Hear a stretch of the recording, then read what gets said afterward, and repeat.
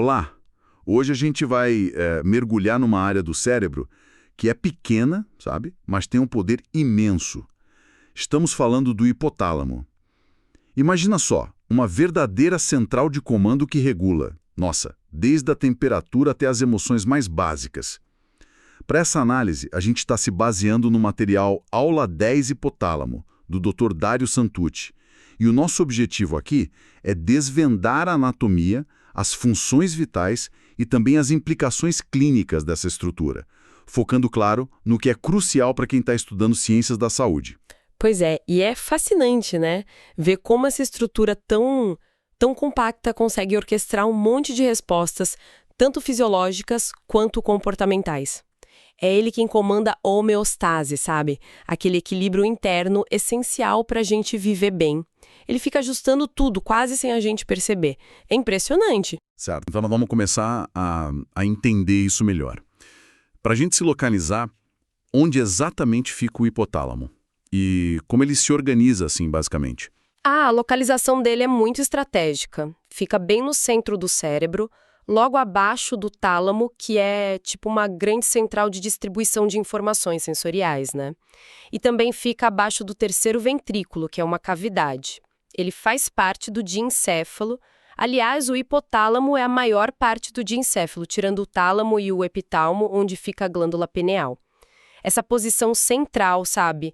Perto do quiasma óptico, que tem a ver com a visão, e com essa conexão direta e vital com a hipófise, a glândula mestra, isso já mostra o quanto ele é importante para integrar as coisas. Entendi. E por dentro, como ele é? O material fala que não é uma coisa só, né?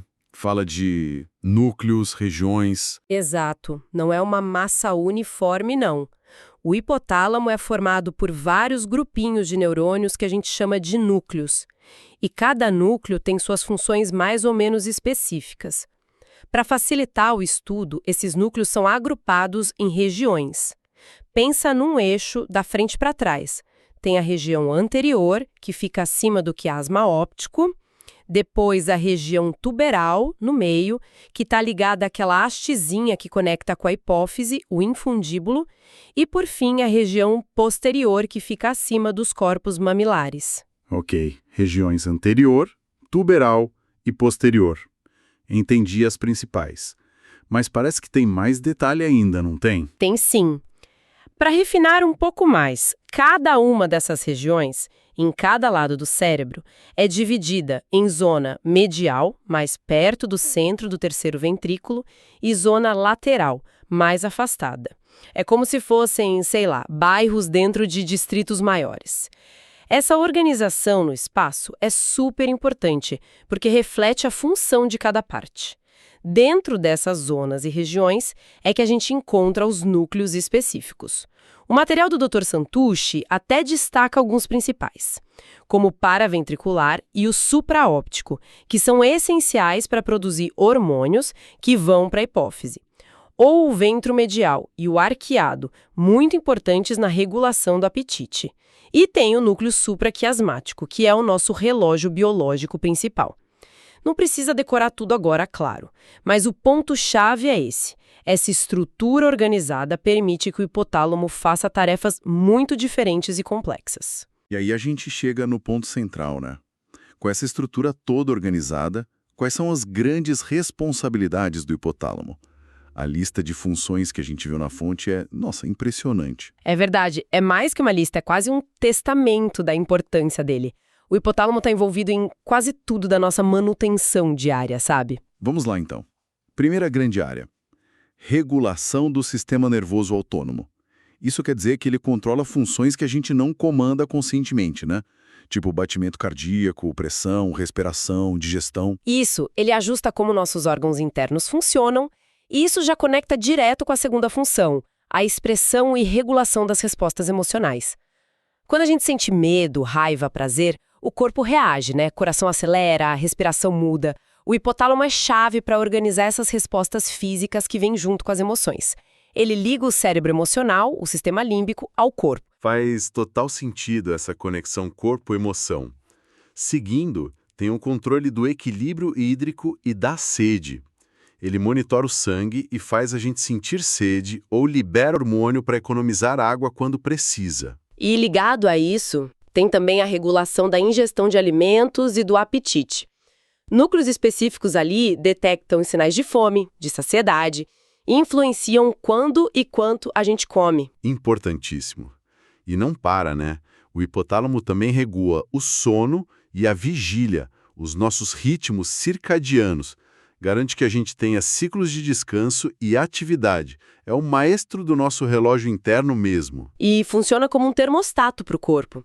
Cuida da regulação da temperatura corporal, ele aciona mecanismos para gerar calor ou para liberar calor, mantendo a nossa temperatura estável, mesmo que lá fora esteja frio ou quente. Incrível.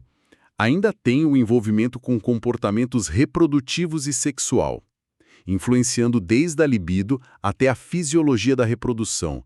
E por último, mas com certeza não menos importante, o controle endócrino. Esse controle endócrino talvez seja uma das funções mais conhecidas, mais estudadas. O hipotálamo age como comandante supremo da hipófise. E a hipófise, por sua vez, regula quase todas as outras glândulas endócrinas do corpo.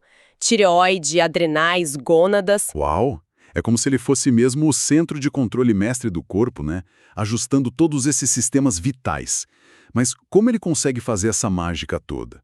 Como ele sabe o que precisa ser ajustado e como ele manda as ordens? A chave é a capacidade única que ele tem de sentir o estado interno do corpo e, ao mesmo tempo, receber informações do ambiente externo e de outras áreas do cérebro.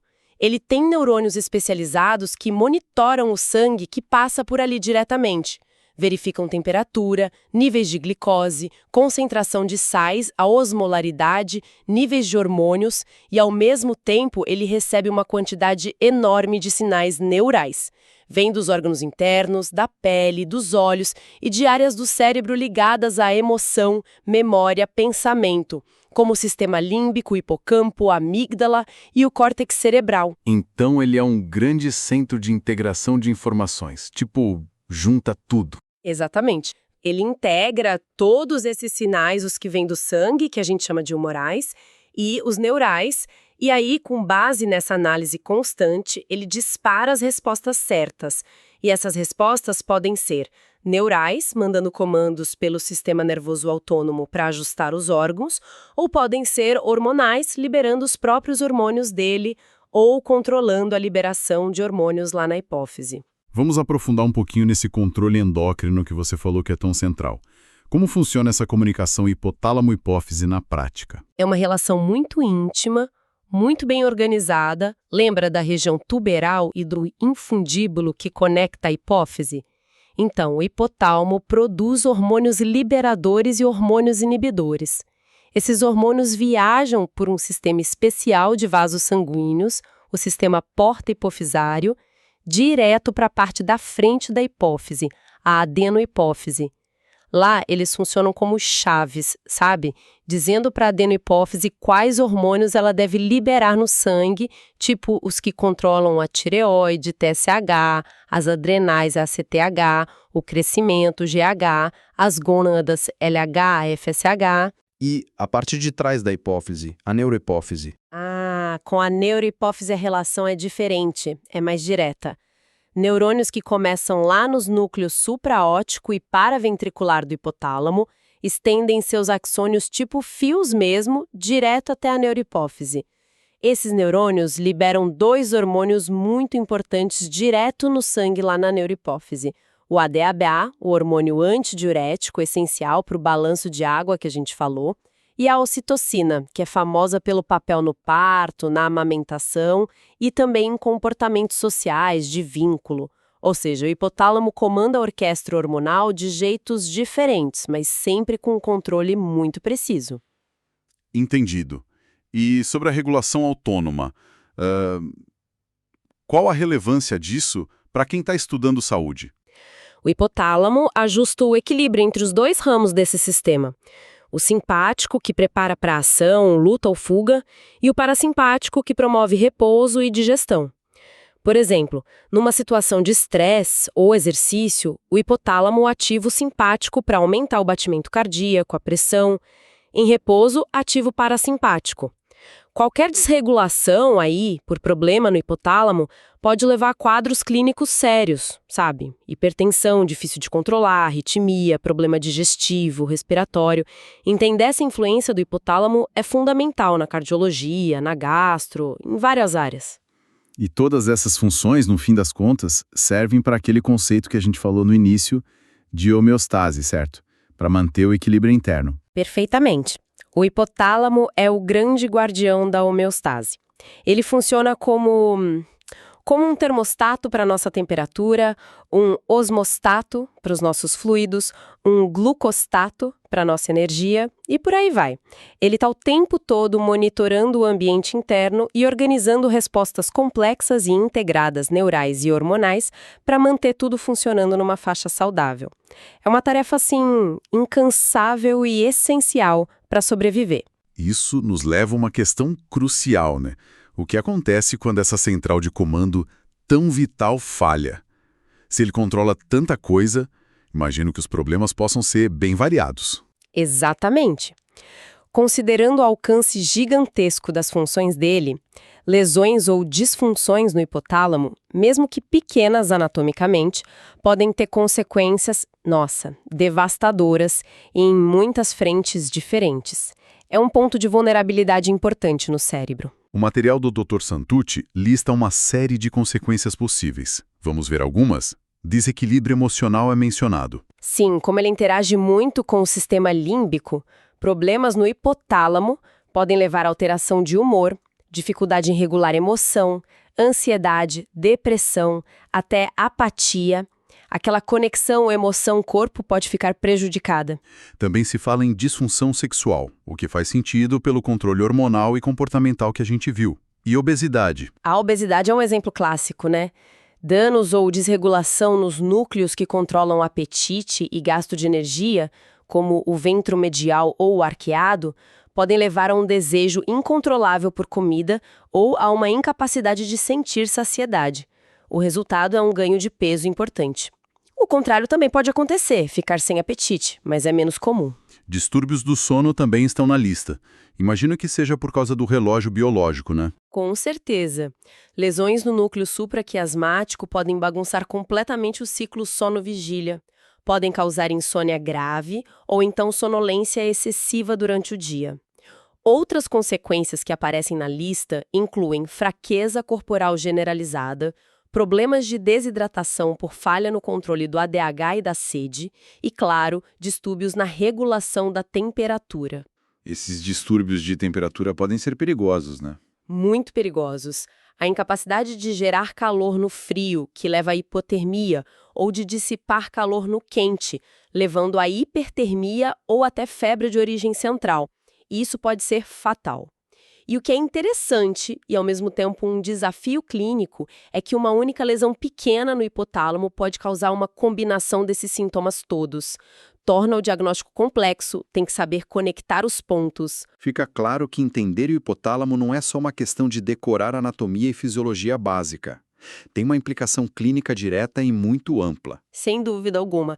Para quem está se formando na área da saúde, medicina, enfermagem, biomedicina, fisioterapia, nutrição, entender o hipotálamo é crucial. Muitos sintomas ou síndromes que parecem não ter ligação, um problema hormonal aqui, uma alteração de pressão ali, uma mudança no jeito de comer, um distúrbio do sono, podem ter uma origem comum numa disfunção do hipotálamo. Reconhecer esses padrões, sabe, conectar neurologia, endocrinologia, cardiologia, psiquiatria é fundamental para um diagnóstico certo e um tratamento eficaz. A integridade do hipotálamo é de verdade um pilar da saúde. Fazendo uma recapitulação rápida, então. Nossa análise de hoje mostrou o hipotálamo não só como uma pequena estrutura lá no diencéfalo, mas como um centro integrador vital. A gente viu a localização estratégica, a organização complexa em núcleos funcionais e, o mais importante, o papel gigantesco dele na regulação do sistema nervoso autônomo, do sistema endócrino, de comportamentos essenciais como comer, dormir e na manutenção constante da nossa homeostase. Pequena no tamanho, mas gigante na função. Exato. E vale sempre reforçar essa ideia do hipotálamo como a grande ponte entre o sistema nervoso e o sistema endócrino. Ele traduz pensamentos, percepções em respostas hormonais e traduz sinais hormonais em ajustes neurais. É um maestro que garante que corpo e mente trabalhem em harmonia. Por isso, entender ele bem abre portas para entender a fisiopatologia de inúmeras condições que afetam a saúde humana em diversas especialidades médicas. Para nossa reflexão final, o material que baseou nossa conversa hoje traz uma citação interessante atribuída a um médico e pensador espanhol, José de Letamendi y Manjares. Ele dizia: "O médico que só sabe medicina, nem medicina sabe." É uma citação que faz a gente pensar, né? E conecta perfeitamente com o que a gente discutiu.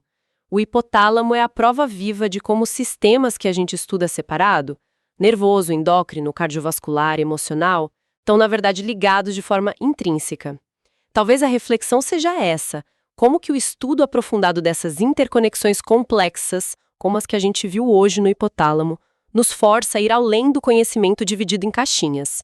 Como essa visão integrada nos permite de fato entender melhor a saúde e a doença no organismo como um todo, e não só como a soma das partes. Fica aí a pergunta para a gente continuar pensando.